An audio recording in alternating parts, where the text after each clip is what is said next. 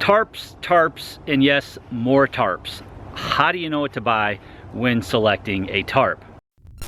So I've reviewed plenty of tarps on the channel, ones obviously that I think are high quality, priced right, and something that I can recommend to you guys, as with all the products that I show you. So I've reviewed several tarps from AquaQuest, which are very high quality, especially their Defender tarp. They have a lot of tie outs, really heavy duty, not probably something you're going to use for hiking or backpacking, but certainly good for a base camp type situation with their really heavy durability. They also have a Safari and I believe a Guide series, which are less heavy duty but still great tarps. We've looked at less expensive tarps from companies like Snugpack, which have their issues.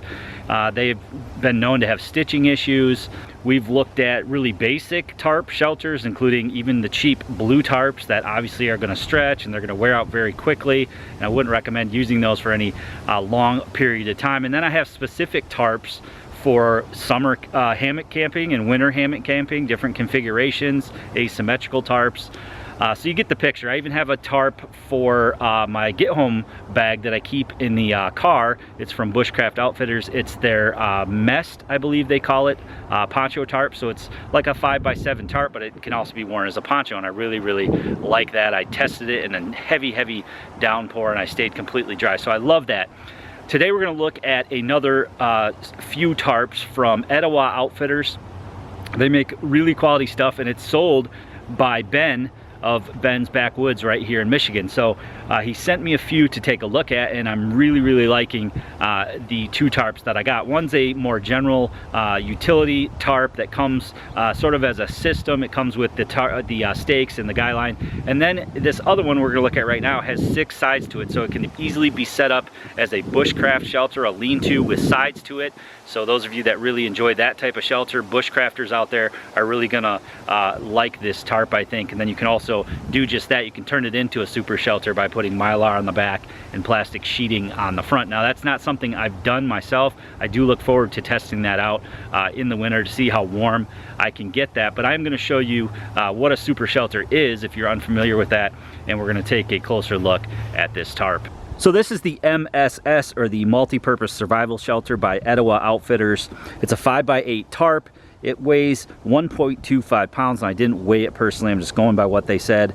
It does come with a nice stuff sack, and it is a urethane coated ripstop nylon. So you have the ripstop. That's something that you want to look for in a tarp. This is also mil-spec. The threading is mil-spec and the material is mil-spec, and it also means that it's fire retardant. Of course, you always want to set up a tarp on the upwind side of a fire so that, you know, those sparks and ash is going the other way, but it is fire retardant. So I basically just have this set up in the configuration that it was built to be set up in. It's a 6-sided tarp instead of a rectangle or a square. It's a 6-side, and what that allows you to do is it allows you to have those 2 sides on your lean-to shelter. That's really nice because you can set this up as a super shelter and be able to trap that heat in there. Now you could raise and lower it depending on, you know, what the weather's like. You could certainly go lower with the Ridgeline there and then extend the back out. You may even be able to get 2 people in there. It'd be sort of a tight squeeze. So the way I have it set up is I have Dyneema cordage across the Ridgeline, which is what I use for my hammocks. It is sort of slippery, so I have different cordage for my prussics that hold pretty tight on that Dyneema, but again, you guys know I'm a super lightweight guy. I try to go lighter when possible. I have some toggles on there that I cut out of greenwood.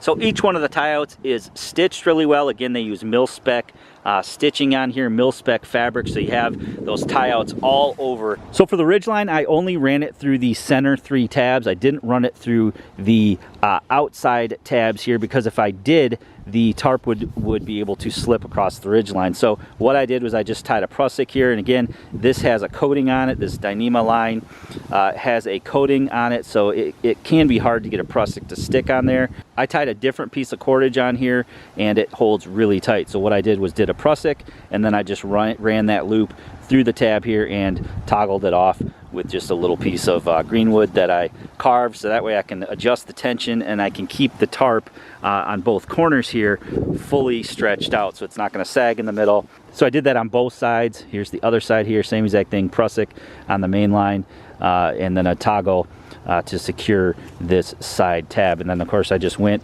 and staked down the rest of the edges. Here's a quick peek at the back side. Again, you got your tabs up top. You've got the same tabs down below here. Again, really well stitched. You want to use tabs instead of grommets. Grommets rip out, and these are also field repairable, so if you did have something to happen to it, you could repair it in the field. And then you've got the one center here. You could use that to pull that back out. So this is what the outside looks like there. You can see the ripstop fabric, and then you've got the urethane coating. I've had this tarp set up for several days, and you know, through snow and rain, you can see there's a little bit of ice on it right now, but it's held up fine. It's been windy today. You can see it's actually quite dry on the inside there. All right, so Super Shelter, what is it? Well, essentially, it's taking an A-frame style setup with a tarp and adding a few things to it to make it a quite warm shelter when you combine it with a fire. So what you do is you take a reflective tarp, such as this Mylar tarp. Now, I've tried several of these. The one from UST is pretty much junk. You could use those like one-time use sheets. Those would work, but something that I've used a lot when I go camping is this one from Grabber. It's got orange on one side and it's got reflective on the other side. I use this as a ground sheet for an application like this or inside the teepee. I've used this for hauling wood. I believe this is my second one, so this is quite a bit newer, and the original one took a load of abuse. But what you would do is you would hang this on the back side of the shelter, so you could attach it up here and then you know, stake it back with the back side of the shelter. And then you take clear plastic sheeting, so you know, like painter's tarp, as long as it's clear, and then you line the face of it. And again, you can use clips. I just use these little tarp clips. I'll give you a close-up of what those look like, but you cover the face of this with the sheeting, and then when you have a fire in front, what that does is it reflects through the sheeting to the Mylar and then back onto you, and it effectively works to heat the shelter up and also trap that heat in there. So again, I haven't tried a Super Shelter before, but I look forward to doing it, and this is the tarp I'm going to use. So these are the tarp clamps that I use. They just have a simple screw at the top, and you loosen them up. You can use it to hold a tarp in places where there isn't a grommet, and then use the hole here to string that out to a tree. But what you can also use it as a clamp, so you can clamp your plastic sheeting or your Mylar tarp to the corners of the tarp here and secure it that way. So another tarp from Etowah Outfitters sold by Ben's Backwoods is the Must tarp, which is multi-use survival tarp. So what this is basically a square or a rectangle, depending on the size that you get.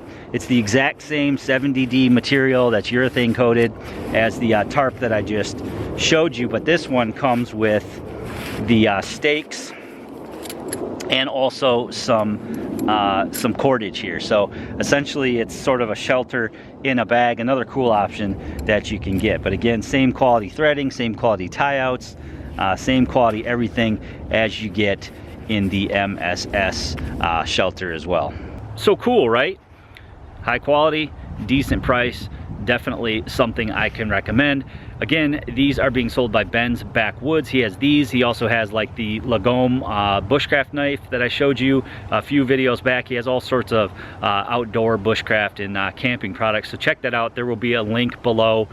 Go support a local business if you're in need of you know, one of these tarps. I think this is a fantastic solution for, again, those bushcrafters out there that want to have a lean-to, you know, build a super shelter or just have a lean-to in front of a fire, build a reflector wall, and have the sides to it and not have to cut down, you know, or configure a regular standard square tarp to be able to have those flaps on the side. So I think that's what makes this super cool, in addition to obviously the multicam is cool. I like that, but you can get it in coyote, I believe, and you might be able to get it in several other colors. You can get it in different sizes as well. All the tarps, I believe, have different sizes.